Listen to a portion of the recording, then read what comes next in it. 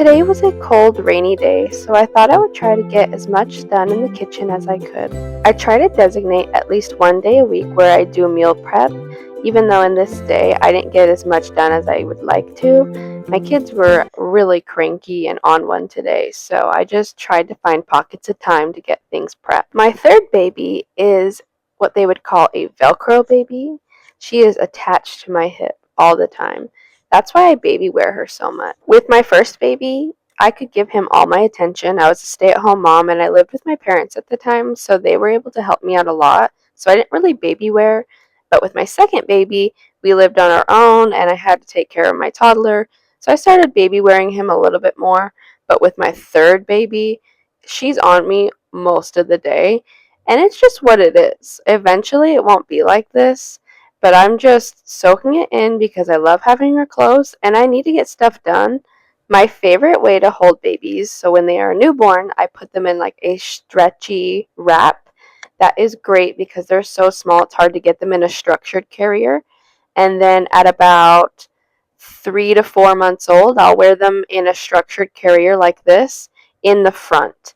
And then around 4 to 6 months, when they have really good head, neck, and somewhat back control, and they won't just smother their face into my back, I start to back carry. Back carrying is awesome because when they're in the front, they just grab everything and it's really obnoxious and it hurts your back.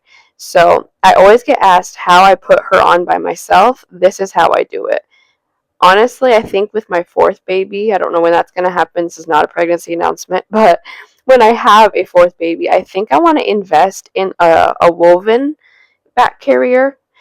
That's kind of what you would see like women in other countries when they wrap their babies on. They're this like woven, really nice material. I've heard that those are really good for newborns, how to back carry a newborn. So I would like to invest in one of those next time.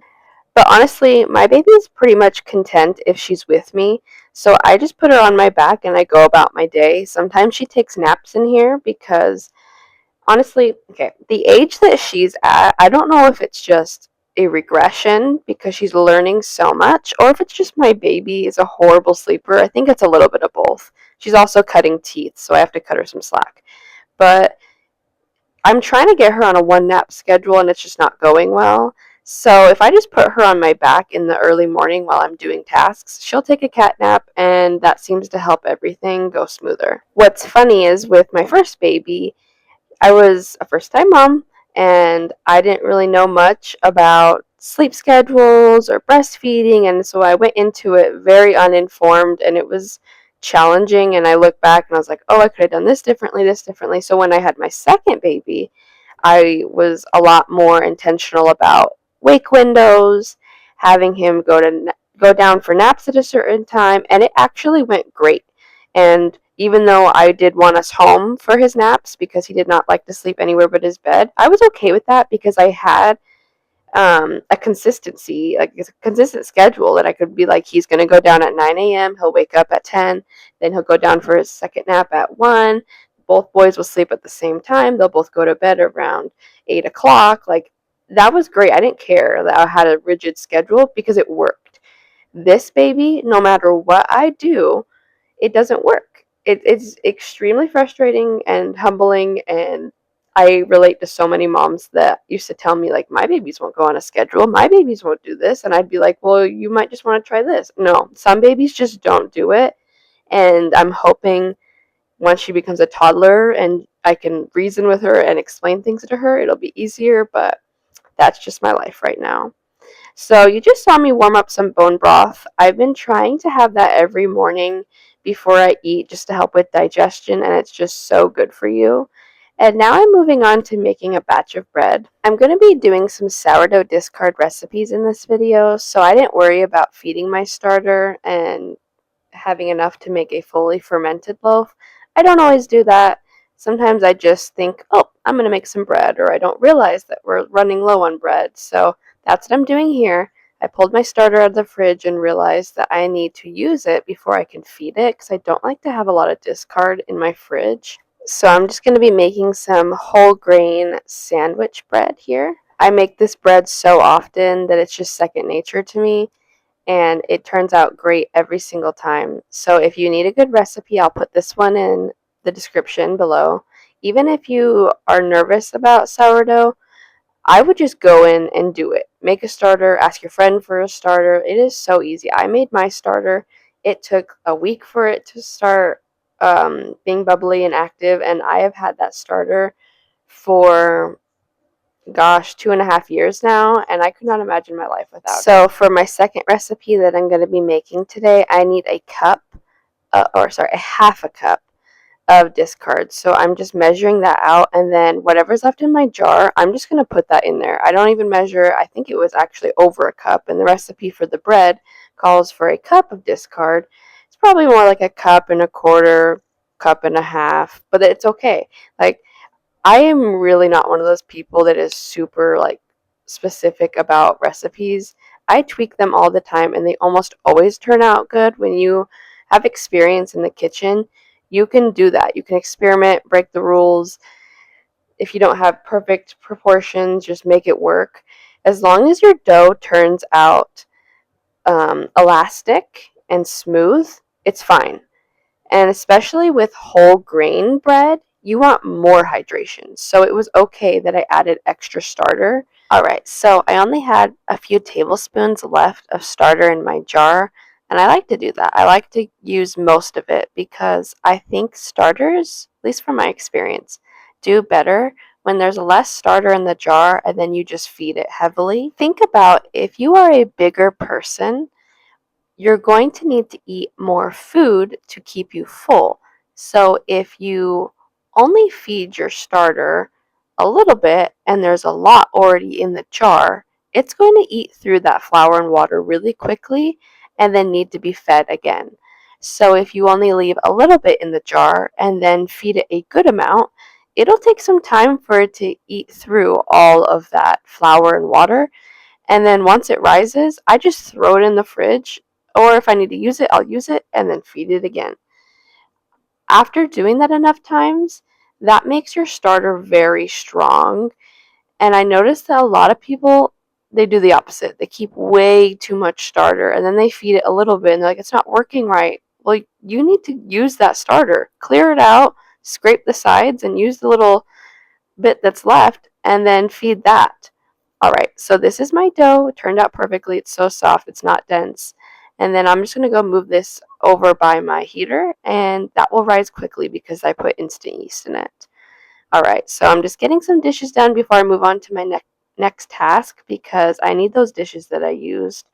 And I don't have a dishwasher, so I am the dishwasher. Gotta get that done. I'm one of those people that has to have a clean kitchen before I can get stuff done. So usually I would have done the dishes first, but I just wanted to get that bread going so it could proof while I get other stuff done.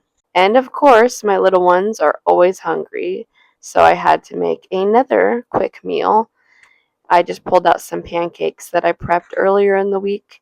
I always make a double or triple batch of whatever I'm making so that I can save myself time down the road. So just cut up these pancakes and cook them up in some butter with some sausage, and then I can get back to my tasks while they eat their food. Because me and my kids wake up so early, my kids probably have like 4 meals a day and then snacks because they're growing kids and they're awake way more than I'd like them to be. So usually when I wake up in the morning, they wake up right after, and I get them a yogurt bowl, and then they'll have their breakfast. So this is like second breakfast. And then when I went to go do my next task, baby girl woke up and wanted some attention and some milk. So I just took a break to give her some loves and feed her really fast. The nice thing about having a baby is that it forces you to slow down and be intentional and take a break. If you're anything like me, I could just keep going and doing tasks and working all day.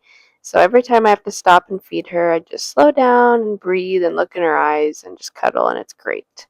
All right, so now she's playing with the boys. So I'm coming back and shaping my dough. You're going to notice a few times in this clip that I look over.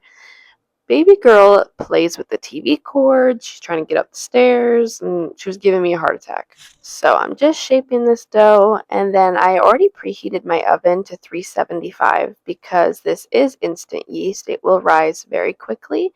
So I just shape it, and then I'm going to let it do its second rise on the stove top, and that'll go very quickly. By the time the oven's preheated, this will be ready to go in the oven.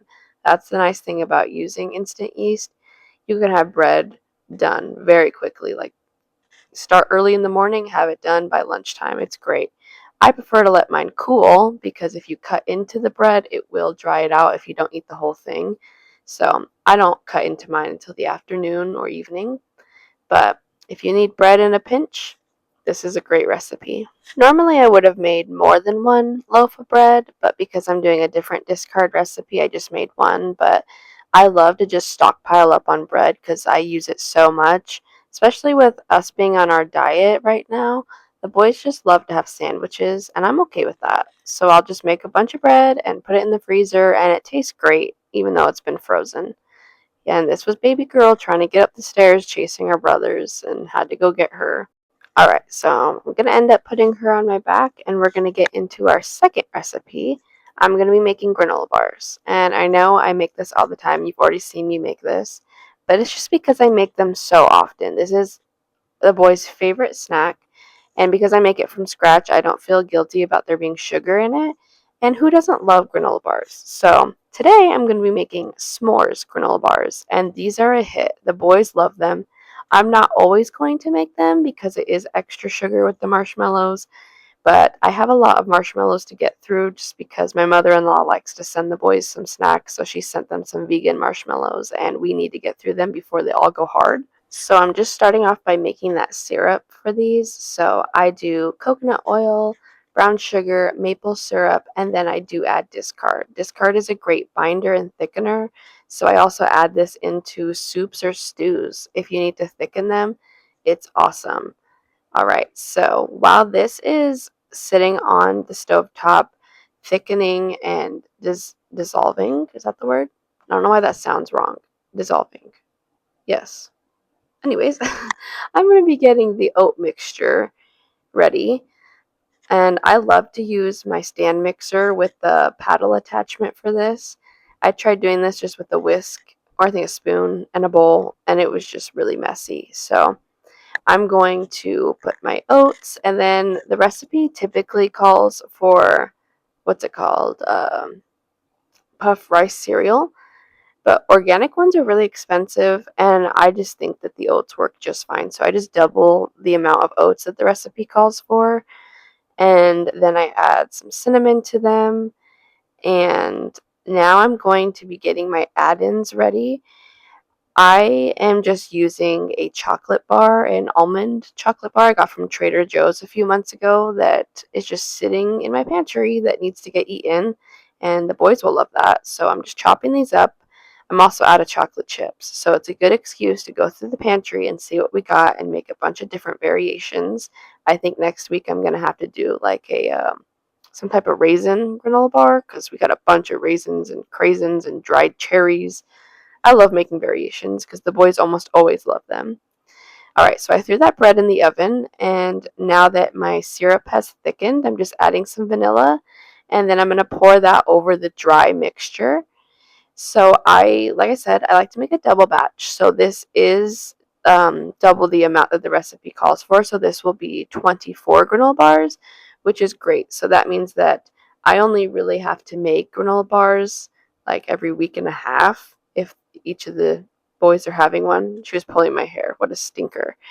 Um, so I like that. I'd prefer just to make a double batch and have that done. And I use a big casserole dish when I'm doing this and parchment paper. I feel like this is the most effective way to get them firm because if you don't press them down enough, they will crumble when you pull them out of the pan. So I'm just putting half that mixture on the bottom of the pan and pressing it down. And then I'm going to add half the add-ins. Now this did melt the chocolate a little bit in the middle, but I was okay with that because s'mores get ooey gooey in the middle. So I wanted the middle layer to be kind of melty, like the s'mores, like traditional s'mores.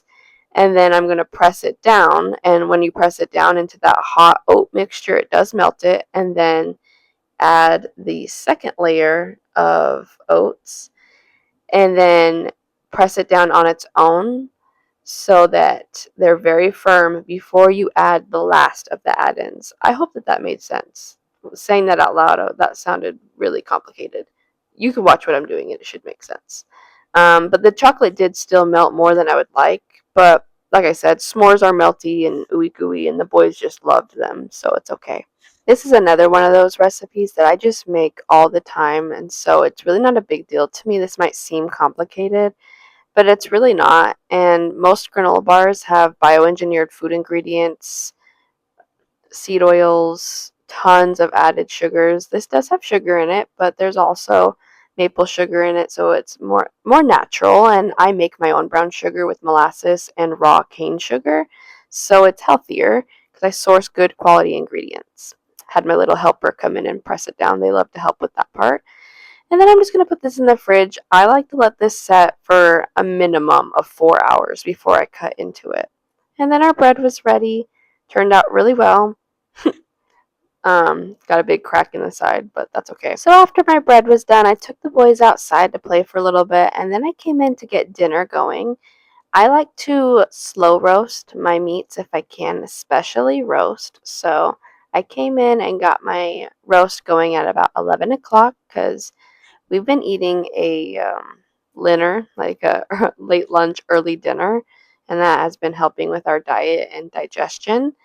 So we've been having dinner around like 3 to 4. So if I let this slow roast for a few hours and then I can pull it out and pick it apart, it'll be ready by the time my husband gets home from work. And I just love this because we can just go about our day and I don't have to stress about what I'm going to make for dinner. Because a lot of times I'm nap trapped with baby girl and then I'm like, oh, I got to get dinner going. So I'm just searing this huge roast. And then I'm going to throw this in the oven at about 300 degrees. I think this one took 3 hours, which isn't bad. I could also turn down the heat and do it for even longer if I wanted it to be even more tender, but this turned out very delicious. And then I started adding liquid smoke to my meat. My mom recommended this. Phenomenal. You got to do this. It's only a teaspoon. You'll have a ton left over. Liquid smoke to everything. Fabulous flavor. And then after nap time, I pulled this out and it was ready. Just look how delicious this turned out. So tender, so delicious, especially with the liquid smoke. Alright, so now that our dinner is almost completely done, I am just waiting for my husband to get home and I'm going to finish up these granola bars. They turned out really good. They look phenomenal. I wish I could try them to see how they are, but the boys told me that they are their favorite, so I know that they're good. And then I'm just cutting these up. I store mine in the freezer and I just pull out enough for a week at a time, and the consistency is just fine. And then if I want to pack these to go somewhere, I'll either just throw them in sandwich bags or wrap them in parchment paper. So simple and so good. Everybody loves these, even the adults. And then I'm going to cut up my sandwich bread. This clip makes me laugh because the way that the camera was angled, I wanted to cut the bread with my left hand. And it takes me so long just to cut a single slice, but gotta do what you gotta do for those angles, right? The natural sunlight was coming in. I got a small kitchen, but this bread turned out really good. Well, I hope you enjoyed spending the day with me in the kitchen while I got some tasks done. If you liked it, give it a like, and I'll see you guys next week. Bye-bye.